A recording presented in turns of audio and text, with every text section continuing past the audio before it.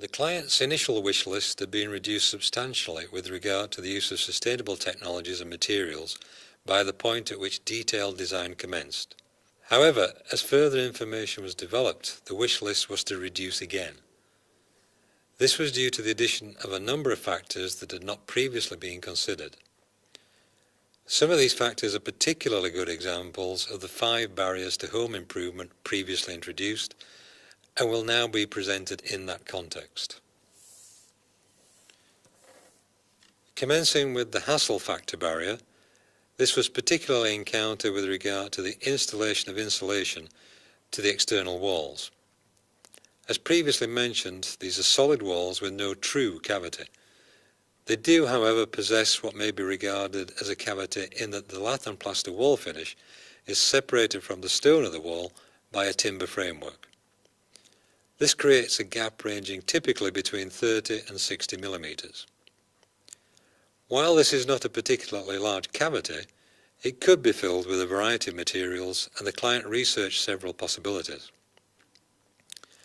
Some of the more granular materials could in theory be poured into the cavity. Unfortunately, gaining access to the top of the cavity was not possible without creating an opening in the lath and plaster wall. Also, the cavity was open at the bottom, and any material poured into it would trickle through into the space under the suspended timber floor. The sole sustainable material that seemed a possibility was sheep wool insulation. My name is David Pearce. I'm with a company called Sheep Wool Insulation, and we produce insulation for homes like this from 100% pure wool. Today we're installing wool insulation into the house behind us as part of a project for the National Trust. This is in the Isbutty estate, which has a number of houses that are all going to be insulated with natural insulation. Wool itself is a very good insulator, not only for houses but also where it starts its life on the back of the sheep. The fibre itself has a wave or a crimp that actually traps millions of little pockets of air, and that slows down the transfer of heat from one side of the product to the other. In the attic here, there's 4 inches of insulation in between the attic joists, and on top of that we're unrolling 6 inches of insulation to cover over the timber. That leaves us with a total depth of 10 inches of insulation, which means that heat will have a very difficult time escaping through the attic. In order to fit the insulation into a vertical cavity, the lath and plaster finish to the walls would have to be removed. This represented a considerable amount of work as far as the client was concerned, particularly as it had already been decided that the majority of the work within the refurbishment project would be carried out on a DIY basis, so as to keep the budget for use on the extension project. There was also a conservation consideration involved in that a decorative cornice was to be retained. A final factor was that the client remained concerned about the build-up of dampness if the cavity was effectively closed. The combination of all these points led to a decision not to use sheep wool insulation. An alternative sustainable material was identified in the form of recycled newspaper insulation. This is considered here in the context of the truss barrier, in that the problem was, as far as the client was concerned, being unable to trust the guidance supplied by the specialist contractors who would install the material. The low level of trust arose because of the inconsistency in the guidance offered. One of the more experienced installers offered the opinion that he would not use it on his own listed property, which shared similar construction details with the client's property. The authoritative nature of this guidance was enough to convince the client that newspaper insulation should not be used in anything other than an open, horizontal situation, such as in a loft space. Also, some aspects of the manufacturer's guidance added to the certainty of the client in this regard. 2 items that the client became particularly focused on were the guidance to fluff up the insulation and try to avoid compression, a concern the client felt in a vertical use of the material, and the need to keep it dry, a potential problem when used in conjunction with relatively cold, solid external walls. The client had, at this stage, a provisional budget of £50,000. While this is not especially a small budget, there was considerable emphasis on seeking to maximise it in terms of the outcomes achieved. This was one of the constraints that worked against the use of ground source heat pumps. Ground source heat pumps were regarded by the client as the sole remaining significant sustainable technology that could be incorporated into the project.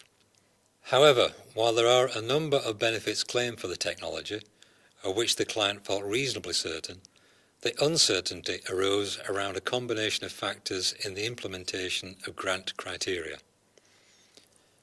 The key factors here were the requirements to use accredited installers and to work from a list of accredited pumps. The client decided that even if the maximum grant was achieved, the remaining cost would use up too large a proportion of the budget, and thus ground source heat pumps were rejected. Having decided against air and ground source heat pumps, the client was directed towards the use of wood pellet stoves. These stoves are capable of running full central heating systems and can achieve high levels of efficiency. However, from the client's perspective, they were regarded as an example of the technological immaturity barrier, primarily due to the perceived immaturity of the supply infrastructure for the required wood pellet fuel.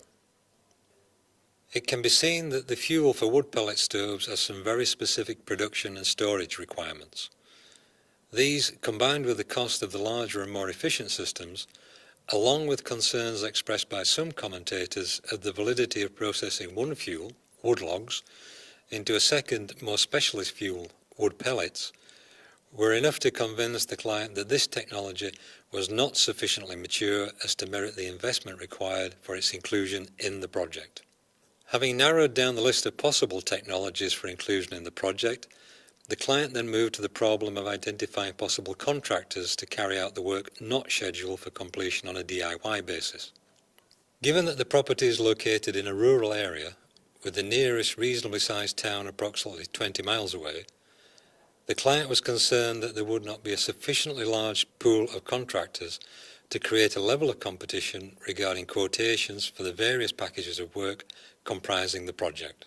A search through a number of sources, Yellow Pages, Google, etc., produced a list of 82 possible contractors within a 20-mile radius of the property. However, the client soon realized that the topography around the property was not working in its favor with regard to indicated travel times.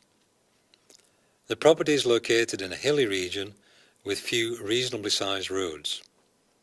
The majority of roads are little more than single-track carriageways and tend to follow rather meandering routes.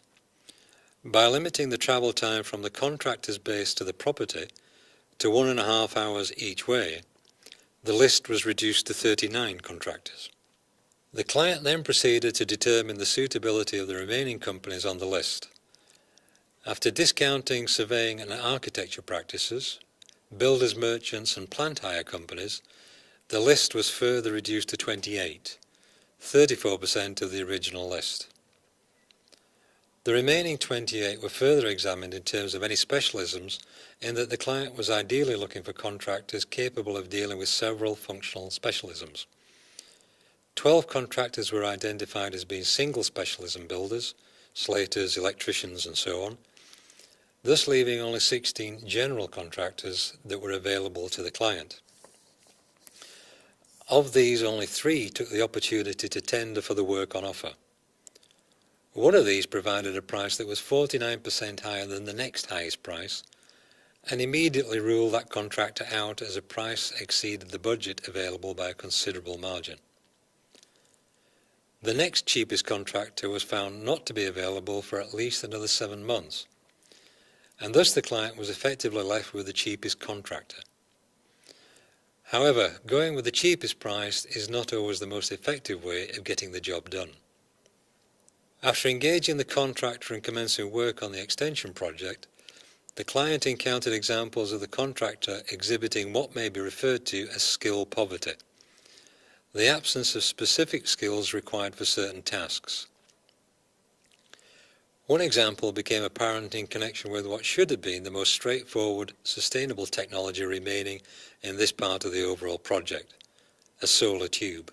While some sustainable technologies, such as the installation of photovoltaics, have specific recognized competences linked to them, such as are identified in the documentation for the microgeneration installer scheme, Solar tubes are generally regarded as being installable by a competent DIY enthusiast and therefore should not present a problem to an experienced general contractor.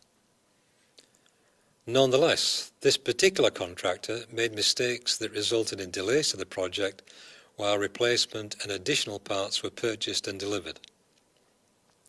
One of the parts had to be sourced from America and took several weeks to arrive. The contractor acknowledged prior to commencing the installation that they had no previous experience with this kind of technology. While this caused the client some concern, all the information available from the manufacturer and various how-to-do-it videos on YouTube provided reassurance in the form of the assertion that such tubes are quite straightforward to install, and thus the client allowed the contractor to proceed.